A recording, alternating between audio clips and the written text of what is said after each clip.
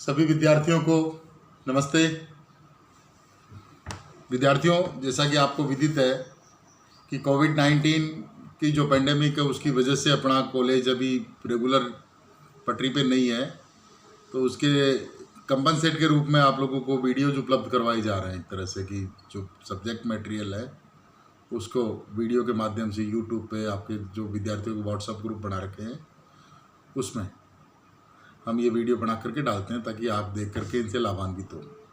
तो अपनी जो श्रृंखला चल रही है भारतीय शासन और राजनीति तथा दूसरा पेपर जो जैसे सेकेंड ईयर में जो पेपर है भारतीय राज्य व्यवस्था, यानी कि विभाग जो राजनीति विज्ञान विभाग है महारानी सुदर्शना कन्या महाविद्यालय का, उसमें 4 शिक्षक हैं, doctor Manju Meena, doctor Shashi Verma, doctor Noorjahan और डॉक्टर महेश कुमार रचियता।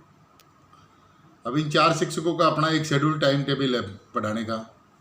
उसी हिसाब से हम लोग कोशिश कर रहे हैं कि आपको मैक्सिमम, और हमारी कोशिश ये है कि लगभग जो विषय हम टच कर सकते हैं उनको करने की कोशिश करें। तो बीए सेकेंड ईयर है मेरे पास, एमए फाइनल है और एमए प्रीवियस है। तो एमए प्रीवियस की अभी क्लासेस शुरू नहीं है। बीए सेकेंड ईयर की क्लासें जो बच्चे फर्स्ट ईयर में थे इस कॉलेज में रेगुलर, उन्हीं को प्रमोट कर दिया गया है सेकेंड ईयर में, तो उनके लिए लाभदायक है वीडियो। एमए फाइनल में भी एमए प्रीवियस वालों को प्रमोट किया गया है, तो उनके लिए भी ये वीडियो लाभदायक है। यानी कि फाइनल ईयर की जो क्लासें है वो अभी फर्स्ट ईयर की 12वीं का रिजल्ट आया, फर्स्ट ईयर की क्लास भी थोड़े दिन में बन जाएगी। तो मैंने जो पेपर चूज किए हैं एमए फाइनल में, मेरे को विभाग के द्वारा निर्देश मिला गया कि आप भारतीय शासन और राजनीति यानी कि इंडियन गवर्नमेंट एंड पॉलिटिक्स का अध्ययन करवाइए, और बीए सेकेंड ईयर में दोनों पेपर मेरे को पढ़ाने हैं। तो फिलहाल मैं सेकेंड ईयर के अंतर्गत भारतीय राज्य व्यवस्था यानी कि इंडियन पॉलिटिकल सिस्टम, और एमए फाइनल में इंडियन गवर्नमेंट एंड पॉलिटिक्स। तो अभी कोशिश ये कर रहा हूँ कि जब तक ये पेंडेमिक का दौर है तब तक इन दोनों कक्षाओं में जो कॉमन टॉपिक है, जैसे कक्षाओं में डिफरेंस खूब है। एक एमए फाइनल की क्लास है जहाँ बच्चा बहुत मेच्योर है, और बीए सेकेंड ईयर की क्लास है जहाँ बच्चे की प्राइमरी स्टेज है। तो एक वीडियो से दोनों को फ़ायदा होगा ऐसा मेरा विश्वास है, क्योंकि मैं लैंग्वेज को और बिल्कुल प्रेजेंटेशन को काफ़ी इजी और आपके समझने लायक भाषा के अंतर्गत इसको प्रस्तुत करने का प्रयास करता हूँ।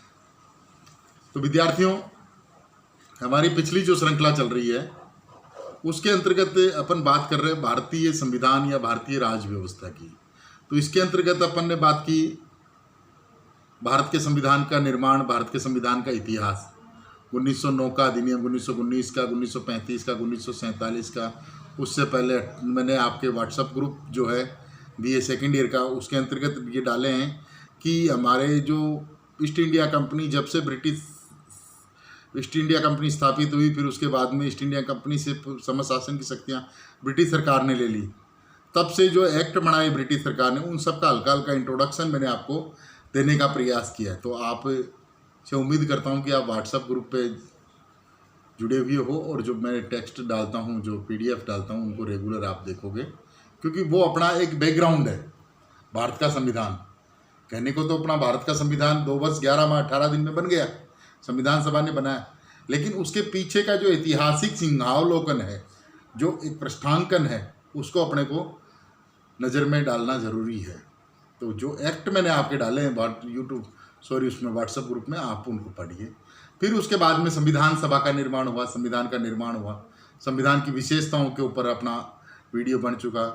संविधान के अंतर्गत जो राइट्स का पोर्शन है भाग 3 में, फंडामेंटल राइट्स, आर्टिकल 14 से 32 तक, वो अपन ने देख लिया। डायरेक्टिव प्रिंसिपल वो भी अपन ने देख लिया, आर्टिकल 36 से 51 भाग 4 में।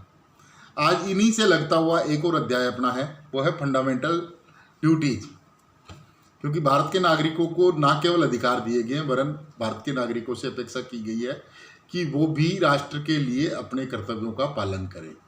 तो भारत के संविधान के द्वारा भारत के नागरिकों के लिए कुछ मूल कर्तव्य भी निर्धारित किए गए। आज इनके ऊपर अपन दृष्टिपात करने का प्रयास करेंगे।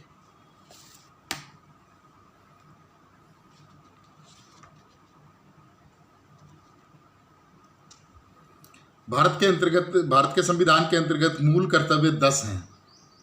ये अनुच्छेद 51 क में अंतर्विष्ट हैं।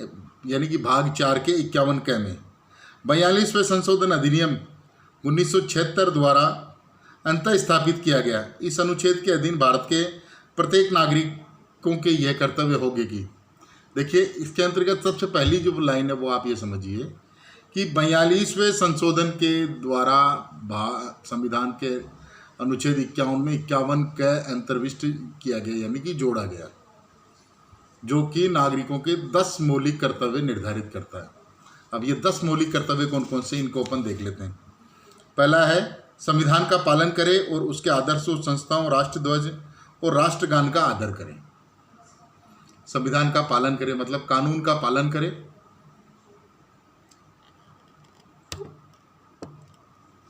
कानून का पालन करें। इसके राष्ट्रीय जो आदर्श हमारे राष्ट्रगान है, जैसे राष्ट्रीय ध्वज है, इन सब का आदर करें। संस्थाओं का आदर करें, संसद है, पुलिस है, न्यायपालिका है, कोर्ट है, विधानसभा है, ये सब चीज़ें अपनी संवैधानिक संस्थाएं, चुनाव आयोग है, CAG है, ये जो संविधान के द्वारा स्थापित संस्थाएं हैं, इनका आदर और सम्मान अपने को करना चाहिए। ये अपना पहला एक मौलिक कर्तव्य है अपना। दूसरा मौलिक कर्तव्य है स्वतंत्रता के लिए हमारे राष्ट्रीय आंदोलन को प्रेरित करने वाले उच्च आदर्शों को हृदय में संजोए रखें तथा उनका पालन करें। स्वतंत्रता के लिए यानी कि स्वतंत्रता जो सेनानी है अपने हुए हैं, उनके प्रति हमेशा सम्मान प्रकट करें। ये अपनी एक ड्यूटी है, नेशनल ड्यूटी है अपनी। तीसरा है भारत की प्रभुता, एकता और अखंडता की रक्षा करें तथा उसे अक्षुण्ण बनाए रखें। कोई भी नागरिक कोई ऐसा कार्य न करे जिससे भारत की एकता और अखंडता को खतरा महसूस हो, खतरा हो कोई भी। चौथा जो है अपना देश की रक्षा करे, ये चौथा मौलिक कर्तव्य अपना है। पांचवा है भारत के सभी लोगों में समरसता और समान भ्रातृत्व की भावना का निर्माण करें। भारत के तमाम लोगों में, किसी भी धर्म, संप्रदाय, जाति, समाज के हो, उनके साथ, सबके साथ भाई जैसा व्यवहार रखें, भ्रातृत्व का व्यवहार का निर्धारण करें। नेक्स्ट है 6 नंबर का है हमारी सामाजिक संस्कृति की गौरवशाली परंपरा का महत्व समझें और उसका परीक्षण करें। हमारी जो समावेशी संस्कृति है, जो समावेशी संस्कृति है अपनी, उसका महत्व समझें और इस गौरवशाली परंपरा का निर्वहन करें। ये अपना एक ड्यूटी है। नेक्स्ट है प्राकृतिक पर्यावरण की रक्षा करें और उसका संवर्धन करें। पर्यावरण की सुरक्षा करें और उसका संवर्धन करें, यानी कि एनवायरनमेंट को पॉल्यूशन न करना अपना एक संवैधानिक कर्तव्य है, अपना कर्तव्य है, अपना मौलिक अधिकार है। तो इसके लिए अपने को चाहिए कि अपन कोई भी कचरा बाहर न डालें, सड़क पे पॉलीथीन नहीं डालें, कहीं ट्रेन में सफ़र कर रहे हैं तो वहाँ गंदगी नहीं गिरे, रेलवे स्टेशन पे, बस स्टैंड पे, राजकीय महाविद्यालय में या कहीं ऐसे पब्लिक प्लेस पे कोई गंदगी ना डाले। कोई दूसरा डाल रहा है तो उसको अपन उसके लिए मोटिवेट करें कि वो ना डाले, क्योंकि ये अपनी ड्यूटी है। ये उसकी भी ड्यूटी है। वो गलती कर रहा है तो अपना ड्यूटी ये भी बन जाती है, सप्लीमेंट्री ड्यूटी, कि अपन उसको समझाएं, गंदगी से बचाएं, पर्यावरण की सुरक्षा करें, हरे पेड़ों को न काटें, हर बरसात की ऋतु में 2-4 पेड़ हमेशा लगाएं और पेड़ों को बनाएं, पालें उनको, पेड़ों को। नेक्स्ट है वैज्ञानिक दृष्टिकोण और ज्ञानार्जन की भावना का विकास करें। ये देखिए बहुत ही महत्वपूर्ण, मतलब एक तरह का फंडामेंटल ड्यूटी है अपनी, कि वैज्ञानिक दृष्टिकोण का विकास करें और ज्ञानार्जन की भावना का विकास, यानी कि अंधविश्वासों से अपने को दूर रहना, धार्मिक कर्मकांडों, पाखंडों से दूर रहना अपने को, और दूसरों को भी दूर करना है। हमें वैज्ञानिक सोच विकसित करनी है, ये अपनी ड्यूटी है। कोई अपने को कहे ना कि ये यहाँ पे मतलब ये करने से ये हो जाएगा, इस मंदिर में जाने से ये हो जाएगा, इस मंदिर में जाने से ये हो जाएगा, इस बाबे के जाने से ये हो जाता, वो गलत है। हमारा संविधान हमें कर्तव्य देता है कि हम वैज्ञानिक दृष्टिकोण का विकास करें, यानी कि तार्किक और वैज्ञानिक बने, अंधविश्वासों में न आए, पाखंडों में नहीं आए। नेक्स्ट है सार्वजनिक संपत्ति को संरक्षित करें। पब्लिक प्रॉपर्टी जो भी है पब्लिक, जैसे सड़क है, परिवहन के साधन है, रोडवेज है, रेलवे है, एयरपोर्ट है, रेलवे स्टेशन है, बस स्टैंड है, पब्लिक पार्क है, जैसे कोई पार्क बना हुआ कॉलोनी के अंतर्गत, या अपना राजकीय महाविद्यालय का भवन है, पुस्तकालय भवन है, जिला पुस्तकालय, जिला कलेक्टर का कार्यालय, ये सब सार्वजनिक संपत्तियाँ हैं। इनको संरक्षण करना अपनी सबकी जिम्मेदारी है। ये करके अपन कोई एहसान नहीं करते। तो ये नेक्स्ट है, व्यक्तिगत और सामूहिक गतिविधियों के सभी क्षेत्रों में उत्कर्ष की ओर बढ़ने का सतत प्रयास करें। मतलब व्यक्तिगत और सामूहिक गतिविधियों में उत्कर्ष की ओर, मतलब आगे बढ़ने का प्रयास करें।